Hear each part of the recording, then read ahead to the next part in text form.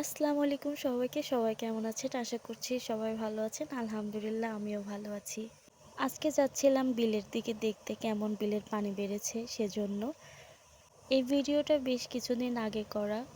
তবে আজকে আপনাদের সাথে শেয়ার করছি আমি। এই জায়গাটার নাম হলো হাদল। এখানে অনেক পরিচিত হাদল ব্রিজ। তো আমি আর আমার হাজবেন্ড মিলে গিয়েছিলাম এখানে একটু ঘুরতে। এর আগে আমি এসেছিলাম একবার, এটা দিয়ে আমার আসা এখানে দ্বিতীয়বার। এখানে এসে আসলে মনটা ভরে গেল, কারণ এখানে ছিল প্রচণ্ড বাতাস আর ওয়েদারও ছিল খুব সুন্দর। কারণ এখানে হচ্ছিল একটু একটু বৃষ্টি আর রাস্তার দুই পাশে ছিল সাজানো পাটখড়ি। দেখতে ভীষণ ভালো লাগছিল। রাস্তার দুই পাশে বিলের পানি, মাঝখানে রাস্তা আর হচ্ছে পাটখড়ি, দেখতে যেন এক অপূর্ব সুন্দর লাগছিল। রাস্তার দুই পাশেই যেন আয়নার মতো ঝলমল করছিল বিলের পানি। আমার ক্ষেত্রে একাকী নিরিবিলি জায়গাতে ঘুরতে আমার খুবই পছন্দ, খুবই ভালো লাগে। আমার মনে হচ্ছিল যদি মন খারাপ বা ব্যস্ততা একটু বেড়ে যেত, যদি এখানে নিরিবিলির জন্য চলে আসতে পারতাম, খুবই ভালো লাগতো। কারণ এটা আমার বাড়ি থেকে অনেকটাই দূরে।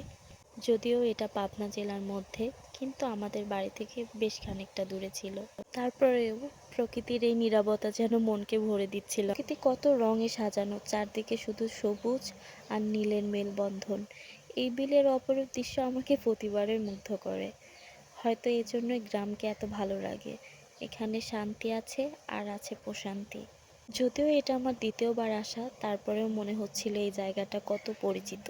আমার কাছে মনে হচ্ছে এই যাত্রাটা আসলে একটু অন্যরকম ছিল, কারণ হালকা বৃষ্টি ছিল, ওয়েদারটা সুন্দর ছিল, গ্রামীণ পথ আর দুই পাশে সাজানো পাটখড়ি আর বিলের অপরূপ পানির দৃশ্য, কিছু মিলিয়ে যেন মনকে ছুঁয়ে যাচ্ছিল। রাস্তার দুই পাশে ছড়িয়ে আছে বিলের পানি, বৃষ্টির ফোঁটার পানির উপরেও পড়ে গোল গোল দাগ তৈরি করছে, যেন প্রকৃতি নিজেই ছবি আঁকছে। হাওয়ায় ভেজা পাতার গন্ধ আর দূরের কাকের ডাক, পাখির ডাক, সব মিলিয়ে যেন এক অপূর্ব অনুভূতি ছিল সেদিনকে।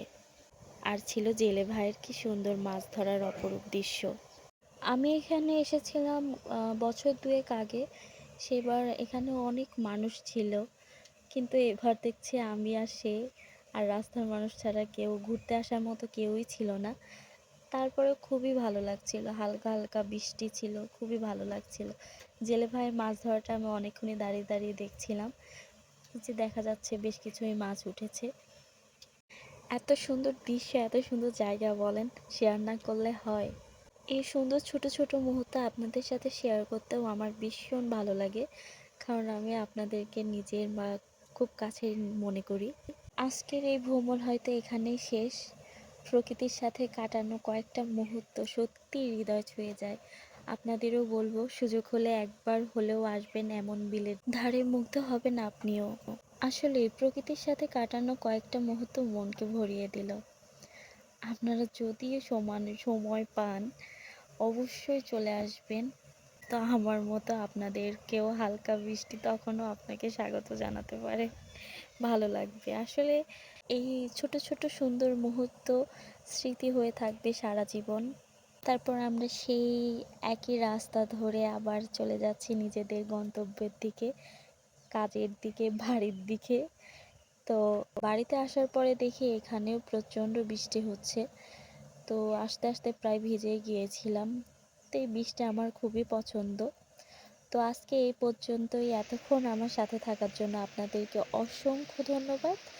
আল্লাহ হাফিজ।